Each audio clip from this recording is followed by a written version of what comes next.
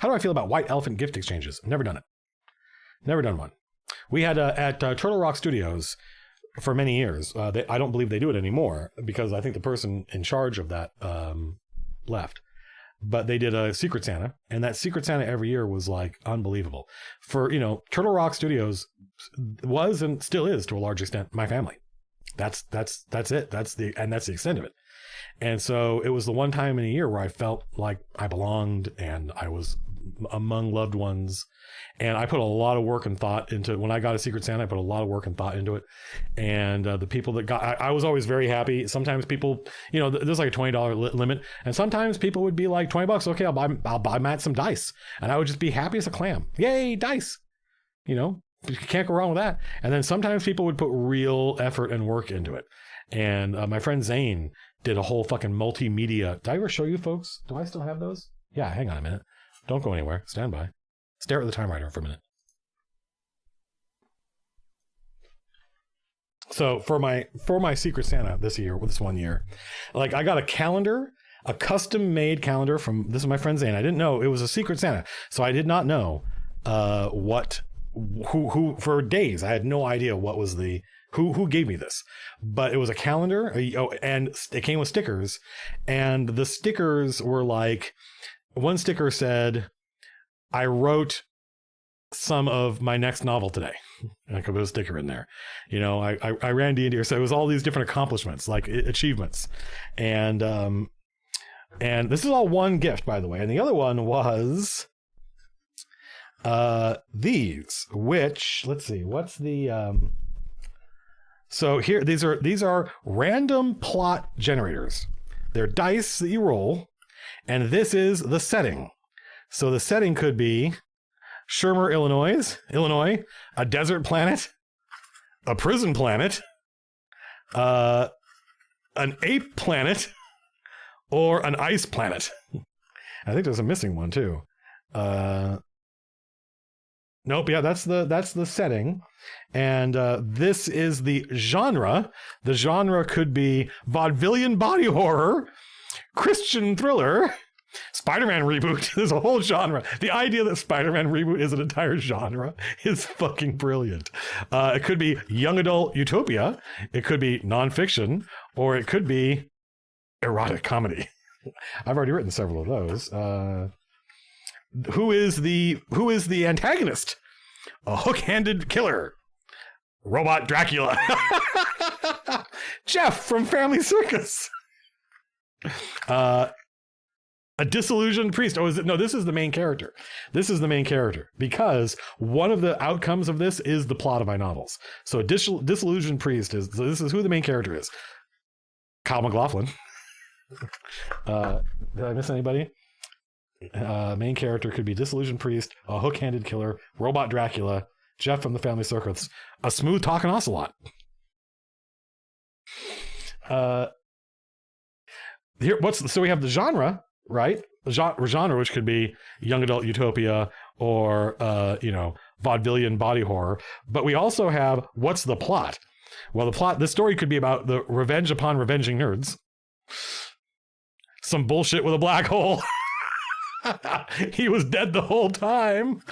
Is this maybe the twist or the plot? Yeah. Oedipal wedding. Conjoined twins, also buddy cops. This is so fun. And Spider-Man reboot. So there could be the plot of your Spider-Man reboot genre could be Spider-Man reboot. Oh my God. So good. So good. So who's the villain? This is the villain. And you can see this is the actual villain of my first novel. So that's one of the outcomes. Hubris. The villain could be hubris. A railroad tycoon, the band Rush, a xenomorphed Sith Lord, so good, or let's right side up, a dragon made from smaller dragons. And so you roll these.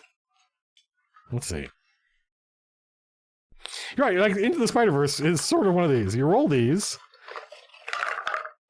and our vaudevillian body horror stars a hook-handed killer on an ape planet being pursued by Rush, and the plot involves some bullshit with a black hole. Like, that is a perfectly legitimate story. I think you give me a couple hours and I could easily write this. No problem. So, and this was just one component of this huge multimedia presentation that I got as my gift. That was unbelievable. So that was my friend Zane's present. I'll never forget that as long as I live. 1 year I got, there was a couple of years there was a lot of escalation where I got somebody, like I got Lars a lightsaber, like a real functioning lightsaber you could use for kendo. Cost a lot of money. You can beat that. And they have Clash, and they're like I think they make, like, Disney makes like nice lightsabers that are like $100 or something, but these are way, way nicer. And so that was 1 year I got, that was Lars. I don't know what the next year was. The next year was, I got, whoever I got was even more. But then I think the last one I participated in before I left was Phil. There were only two people left when the bag came to me and like pick out, there were only two people left. And so, Lindsay, whom you've met, who ran the Secret Santa, said, why don't you just pick both and then choose the one you want? And Phil was one of them. I'm like, I'm gonna take Phil. And I wanted to get him a gun because Phil loves guns. And I wanted to actually like buy him a dope ass gun, like a gun he would never buy for himself. But, and it turns out that's illegal. It turns out that's not a thing you can do. So I was like, well, shit. And then I was really frustrated and my heart was kind of broken.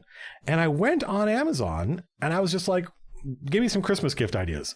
And Amazon was like, what about this app-driven car racing game where you actually buy cars and the cars have like AI and sensors and there are cars and trucks and all these tracks you can buy, and it's like fucking Matchbox cars for adults. And I was like, God damn, this is fucking cool. I'm like, is this for real?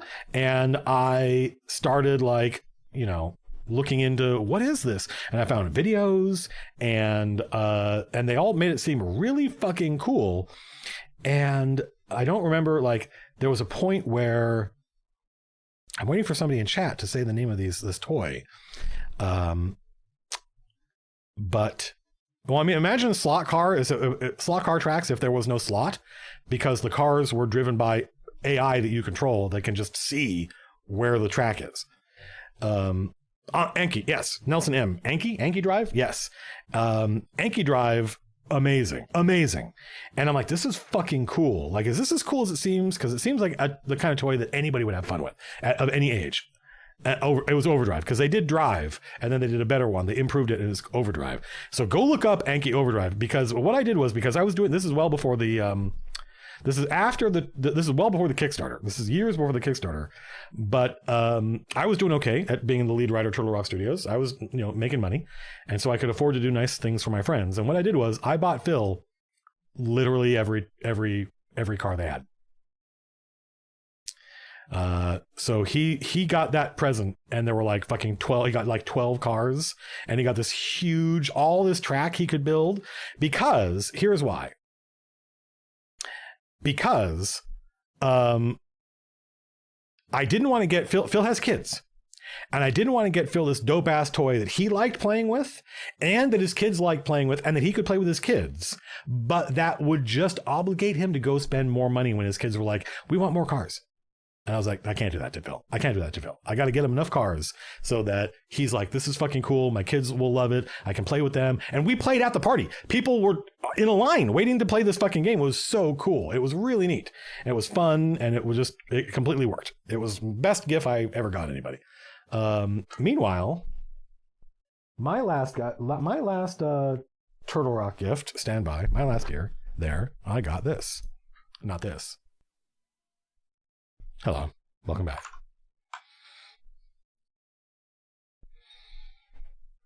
So, I broke my arm the Thanksgiving break of my last Christmas at Turtle Rock, and it sucked. And I think because of that, but also just because I'd been running D&D, and there were a bunch of people at Turtle Rock who I don't know if they sensed something like a going away present. Even though I had no plans to leave Turtle Rock at that moment. But a bunch of my friends pitched in. I think it was Lars's idea. And he began the process of, what he did was he contacted somebody he didn't really know, my friend Jordy, who's in Seattle, who's a good friend of mine. and who is one of the few people I've met in my life who actually pays attention to people and is that guy who like doesn't just recommend you something because he likes it. He recommends it to you because he knows you and has paid attention and thinks you would like it. That's incredibly rare. And so Lars just messages Jordy out of the blue and says, hey, if we just wanted to go all out and like have a bunch of people chip in and buy something for Matt, what should we get? What should we get him? And Jordy went and did a bunch of research, and it looks like somebody's... Did I tell you guys the toffee story? Don't let me forget to tell you the toffee story.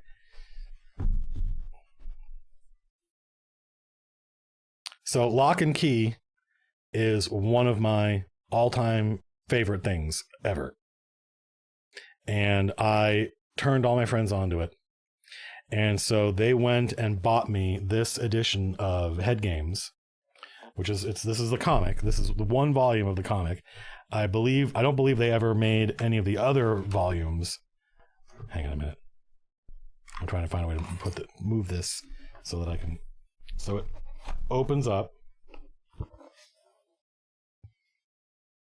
and there's Lovecraft, and here's this book, and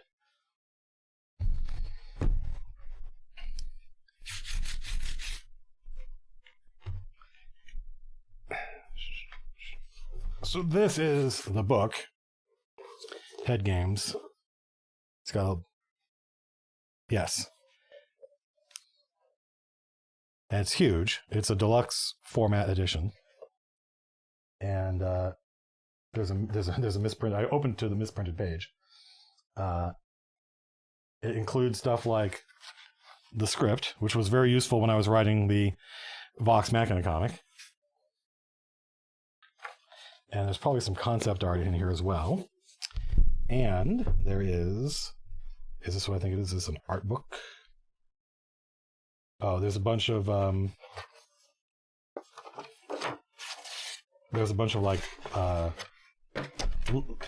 the format is like their lobby cards, except that there's no. It's for like lobby cards, but for a movie that doesn't exist. There's one of the keys.